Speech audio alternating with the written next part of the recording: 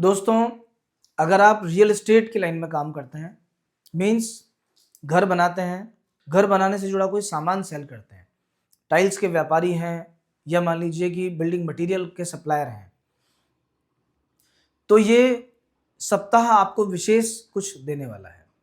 अगर आप commission based कोई काम करते हैं, सपोज आप एक मिडिल मैन हैं और इधर से सामान लिया उधर दिया, बीच में कुछ कमीशन आपको मिलता है, वो कोई भी काम हो सकता है, कोई भी प्रोफेशन हो सकता है, शेयर मार्केट से जुड़े लोग भी हो सकते हैं।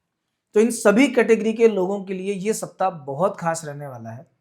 ऐसा क्या होगा ये हम आपको बताएंगे इस वीडियो में, लेकिन आगे बढ़ने से पहले अगर आपने हमारे चैनल को सब्सक्राइब नहीं किया है तो सब्सक्राइब कर लीजिए, जिससे आप हमसे जुड़े रहें।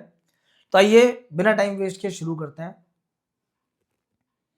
इस वीक में आपकी कुंडली का 5वां घर बहुत ज्यादा एक्टिवेट रहेगा और चतुर्थ भाव के स्वामी पंचम भाव में विराजमान रहेंगे।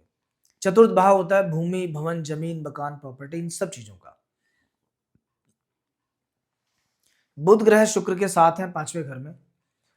चतुर्थ भाव नारायण है, पंचम भाव लक्ष्मी है। इन दोनों का संयोग जब भी बन जाता है तो इसे कहते हैं लक्ष्मी नारायण योग। ये लक्ष्मी नारायण योग आपकी कुंडली में इस बार इस सप्ताह में निर्मित हो रहा है। कैसे हो रहा है?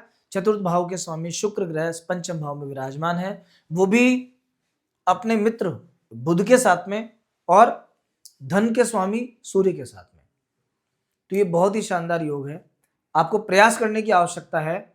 जो भी काम आप करते हो इस टाइप से जुड़ा हुआ, उस फील्ड में कुछ अच्छे लोग आपसे जुड़ सकते हैं। कोई बड़ा सौदा आपके हाथ से हो सकता है, बड़ी कोई डील हो सकती है, बड़ा कमीशन कहीं से आ सकता है। इतना ही नहीं, अगर कोई पैसा मार्केट में अटका हुआ है काफी लंबे समय से, आपको नहीं मिल पा रहा, अब आप प्रयास करो। उस पैसे को पाने के लिए जो भी प्रयास आप कर सकते हो वो करो, क्योंकि अब किया हुआ प्रयास आपको सफलता देगा, आपको कुछ ना कुछ बेनिफिट उससे मिलेगा। तो दोस्तों, और भी बहुत कुछ इस सप्ताह में है, लेकिन उसके लिए आप इस वीडियो में हमसे जुड़े रहिए कंटिन्यू। विद लॉजिक मैं आपको बताता हूं कि कौन सी चीज कैसे मिलने वाली है। सबसे पहले बृहस्पति ग्रह 12वें घर में विराजमान है, यहां से हम शुरू करेंगे। देखिए, नवमेश जब भी द्वादश भाव में जाता है तो वो विदेश यात्रा का प्रबल योग बनाता है। तो अगर आप कोई प्राइवेट कंपनी में काम करते हैं, एमएनसी में काम करते हैं, तो विदेश का टूर होना संभव है। आने वाले इस 2-4-6 महीने में विदेश का टूर होगा ही होगा आपका। बहुत लंबे समय से आप प्रयास कर रहे थे कहीं बाहर जॉब मिल जाए, पर नहीं मिल पा रहा, उसके चांसेस फिलहाल ज्यादा है, जॉब मिल सकता है आपको। लेकिन एक बात का और ध्यान रखना, ऐसा कहते हैं कि जब 12वां बृहस्पति किसी को चलता है तो उस व्यक्ति के घर में दादा के स्वास्थ्य को कष्ट आता है, और बिना मांगे उसको सलाह कभी नहीं देनी चाहिए। भले ही आप किसी का भला चाहते हैं, पर बिना उसके मदद मांगे, मदद करने की कोशिश की आपने या कोई सजेशन दिया, सामने वाला व्यक्ति आपके बारे में गलत सोचेगा, कहीं ना कहीं कुछ ना कुछ गलत आपके साथ हो सकता है या बुरा लगे आपको बदले में। धन के स्थान में केतु विराजमान है, लेकिन अपने मित्र की राशि में है, और इस वीक में स्टार्टिंग में चंद्रमा वैसे भी प्रबल है, बहुत नुकसान नहीं देंगे। लेकिन हाँ, पिछले सप्ताह से हम आपसे कहते आ रहे हैं कि जो पैसा जोड़ रखा है उस पैसे को बचाने का प्रयास करो, फालतू खर्चा बिल्कुल मत करो। दांत से जुड़ी चोट का ध्यान रखना, और बोलते बोलते ऐसा हो सकता है कि आपके मुंह से नहीं चाहते हुए भी कुछ गलत शब्द निकल जाए इस आने वाले कुछ समय के अंदर। तो आप ध्यान दीजिएगा, अपनी वाणी पर नियंत्रण रखना, वरना जरा सी लापरवाही आपको बाद में नुकसान दे सकती है।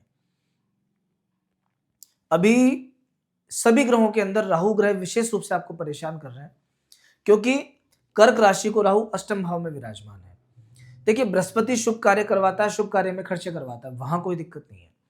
लेकिन जो ये राहु आपके अष्टम भाव में विराजमान है, इनका प्रमुख कार्य होता है काम में अड़चन डालना, ऑब्स्टिकल्स डालना। अगर आप कोई व्यापार करोगे तो पेमेंट फंस जाएगा। अगर आप कोई स्पोर्ट्समैन है तो पता चला परफॉर्मेंस सब कुछ अच्छा होने के बाद भी बिगड़ गई, या एन वक्त पे कोई अड़चन आ गई। नौकरी पेशा कोई व्यक्ति हैं तो ऑफिस में किसी एक चीज को लेकर स्टक हो सकते हैं, और बहुत टाइम वेस्ट हो सकता है, ऑफिस वालों के साथ में व्यवहार बिगड़ सकता है। ये सब इस राहु की देन है। राहु के प्रभाव से अगर आपको बचना है तो ऐसी कोई जगह ढूंढिए जहां पे आप मछलियों को आटा डाल सकें। और सबसे अच्छा उपाय राहु का होता है कि प्रत्येक शनिवार के दिन लगभग 800 ग्राम आटा लेना है।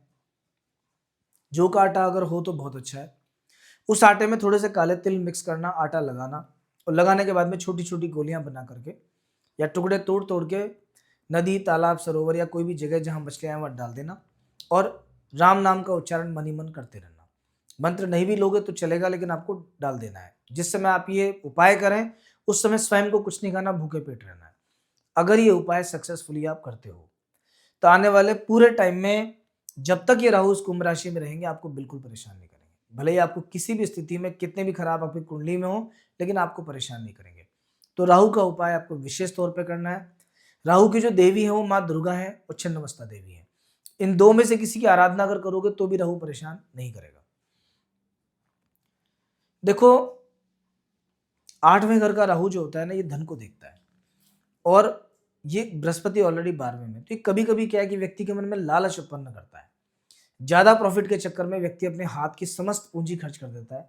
बाद में उसे परेशान होना पड़ता है जरा जरा से पैसों के लिए, जरा जरा सी चीज के लिए। तो आप ये गलती आपको नहीं करनी है, बहुत संभल के एकदम बैलेंस तरीके से आपको आगे बढ़ना है। इस वीक की अगर मैं बात करूं, सप्ताह की शुरुआत बहुत शानदार है। स्टार्टिंग में ही जो मंडे ट्यूसडे जाएगा आपका मन प्रफुल्लित रहेगा, अच्छा समाचार कोई मिल सकता है, फैमिली के साथ अच्छा समय आपका स्पेंड होगा। और अगर कोई बीमारी परेशानी आपको चलती आ रही है कुछ समय से, तो वो बीमारी परेशानी में अपने आप कमी आ जाएगी। आपको फील गुड होगा, आपको लगेगा कि मेरा स्वास्थ्य पहले से ठीक है। मान सम्मान में वृद्धि करने वाला टाइम है सप्ताह की शुरुआत। नौकरी करते हो तो वहां आपका काम अप्रिशिएट करेंगे, सोसाइटी में लोग आपकी तारीफ करेंगे। 8 और 9 ये इस पूरे सप्ताह के सबसे अच्छे दिन है। कोई भी काम करना है उसकी शुरुआत 8 तारीख और 9 तारीख को करना। 10 तारीख और 11 तारीख में मन थोड़ा परेशान रहेगा, माइंड एब्सेंट रहेगा। और अगर आप ऑलरेडी एंजाइटी के शिकार हैं, स्ट्रेस रहता है, टेंशन रहता है, एंजाइटी रहती है या दिल कमजोर है जरा सा, तो संभल के चलिएगा। नहीं तो आप किसी पारिवारिक सदस्य की परेशानी को लेकर के आप परेशान होना स्टार्ट हो जाओगे। पता चलेगा बहन के साथ दिक्कत है और आप दिक्कत में आ गए, भाई के साथ प्रॉब्लम है, आप उनसे ज्यादा परेशान हो। तो ये चीज थोड़ा संभल के चलना, सावधानी रखना, वरना ये प्रॉब्लम आपको इस वीक में आ सकती है, विशेष तौर पर 10 तारीख और 11 तारीख के दिन। 12, 13 और 14 ये 3 दिन मिले जुले फल वाले हैं। मेहनत अच्छी रहेगी, मेहनत का बेनिफिट भी आपको मिलेगा। और जैसा लग्नेश जब तृतीय भाव में देते हैं तो व्यक्ति को पराक्रमी बनाते हैं, पुरुषार्थी बनाते हैं। वो नए जोश के साथ में आलस्य छोड़ के काम को करने का प्रयास करता है। वीकेंड आपका प्लानिंग बनाने में जाएगा कि मुझे ऐसे ऐसे चलना है, ऐसे ऐसे काम करना है। बट ओवरऑल ये समय आपका ठीक है। दोस्तों, अभी फिलहाल कर्क राशि के सभी व्यक्तियों को बृहस्पति और राहु इन 2 ग्रह का उपाय जरूर करना चाहिए। बृहस्पति के उपाय में गाय को रोटी देना होता है सबसे अच्छा, तो या गुरुवार के दिन कोई भी दान पुण्य जो आप कर सकते हो करवाओ। आप थोड़ा सा अपने हाथ से करो, अपने हाथ से करोगे उसका फल आपको सबसे ज्यादा मिलेगा। दूसरा, ये जो राहु अष्टम भाव में है, इन्होंने कई चीजों को बिगाड़ रखा है, पैसे को स्पेशली बिगाड़ रखा है कर्क राशि के सभी व्यक्तियों के लिए। तो आपको राहु के उपाय जो मैंने मछलियों को आटा डालना बताया था वो स्टार्ट कर दो। आप विद्वान कोई पंडित जी से अगर आप दुर्गा पाठ करा सकते हो तो 9 दिन बीच में दुर्गा पाठ करवा लेना, परेशानियां स्वतः आपकी कम होना स्टार्ट हो जाएंगी। तो ये आपका हमने राशिफल बताया, आपको साप्ताहिक राशिफल है।